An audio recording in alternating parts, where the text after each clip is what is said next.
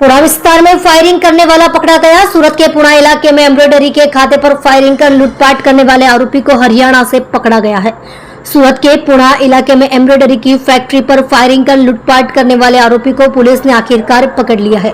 आपको बता दें कि भाग्योदय इंडस्ट्रीज में दिन दहाड़े दो लोगों ने एम्ब्रॉयडरी खाते में घुसकर फायरिंग की और मोबाइल फोन और नकदी लूट ली। आरोपियों ने कारीगरों से लूटपाट की थी और बाहर से दरवाजा बंद कर भाग गए थे। फिर लूटपाट का आरोपी जब पुलिस की गिरफ्त में आ गया, लूटपाट करने के बाद आरोपी फरार हो गया था। क्राइम ब्रांच पुलिस ने आरोपी को हरियाणा राज्य के गुड़गांव रामलीला मैदान से गिरफ्तार किया है।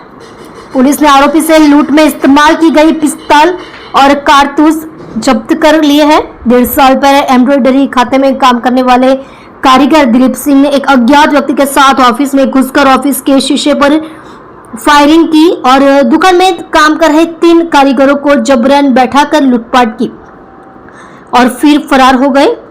41,000 रुपये से अधिक का कीमती सामान जब्त। इस पूरे मामले में थाने में शिकायत दर्ज कराई गई। इसके बाद पुलिस ने जांच कर आरोपी सचिन धर्मपाल जांगड़ा को हरियाणा राज्य के गुड़गांव रामलीला मैदान से गिरफ्तार कर लिया। पुलिस ने आरोपी से 41,000 के अधिक का कीमती सामान जब्त कर लिया है और आरोपी को सलाखों के पीछे पहुंचाकर कानूनी कार्यवाही की है। गौरतलब है कि शहर में लगातार बढ़ रहे लूटपाट और मारपीट की घटनाओं से अब नागरिकों में भय का माहौल देखने को मिल रहा है।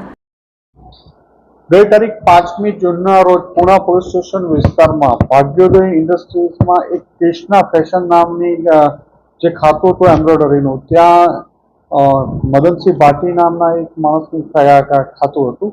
આ ખાતામાં સવારના 12:30 આસપાસ એમનો જૂના કારીગર દિલીપસિંહ અર્જુનસિંહ એક અજાણ્યા માણસને લાવી અને 4 જેટલા રાઉન્ડ ફાયર કર્યા છે અલગ અલગ જગ્યા ઉપર અને એ ત્યાંથી કામ કરતા કારીગરોના ફોન અને રોકડ 300 રૂપિયાની લૂંટ કરી તોડફોડ ઓફિસમાં કરી અને દિલીપસિંહ અને બંને અજાણ્યા ઇસમો ત્યાંથી ભાગી જાય છે।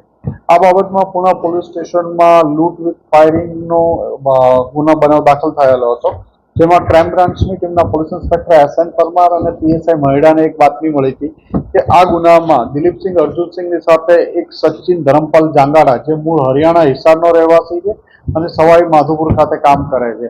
આ બાતમી આધારે ટીમ દ્વારા સવાઈ માધોપુર જે વેરીફાઈ કરતા ત્યાં મળી આવેલ વધુ આ બાબતમાં તપાસમાં હતા દિલ્હી ખાતેથી ગુડગાંવ હરિયાણાથી સચિન ઉર્ફે ધરમપાલ જંગાડા મળી આવ્યો। આની પૂછપરછ કરતા એણે જણાવ્યું કે એને 4મી જૂનના રોજ આણે દિલીપસિંહે બોલાવ્યો હતો કે એને અહીંયા કંઈ ખાતામાં ઝઘડો થયો છે એટલે તું અહીંયા આવ। અહીંયા આવ્યા પછી બંને બીજે દિવસે સવારે ત્યાં વેપન લઈ અને ફાયરિંગ કરવા જાય છે। ફાયરિંગ કરી અને બંને સાથે જતા રહે છે, ભાગી જાય છે અને આ સવાઈ માધોપુર ઉતરી જાય છે।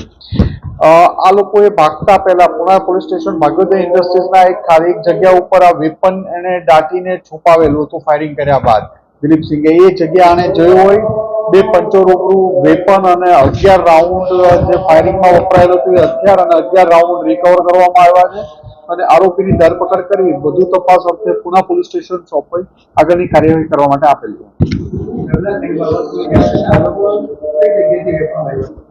દિલીપસિંહ અર્જુનસિંહ પહેલા આ જ ખાતામાં નોકરી કરતો હતો। એને નોકરીમાંથી એની વારંવાર ઝઘડો કરવાની અને દારૂ પીવાની આદતના હિસાબે એના ખાતાના માલિક મદનસિંહ ભાટીએ એને નોકરીમાંથી કાઢી મૂક્યો હતો। તો એને અન્ય કારીગરોને આ ખાતામાં ન નોકરી કરવા અને માલિકને ડરાવવા માટે ફાયરિંગ કર્યું હતું। દિલીપસિંહ વેપન લાવ્યો હતો। દિલીપસિંહ પકડાવાથી ક્યાંથી વેપન આવ્યું હતું એ તપાસ દરમિયાન મળી આવશે।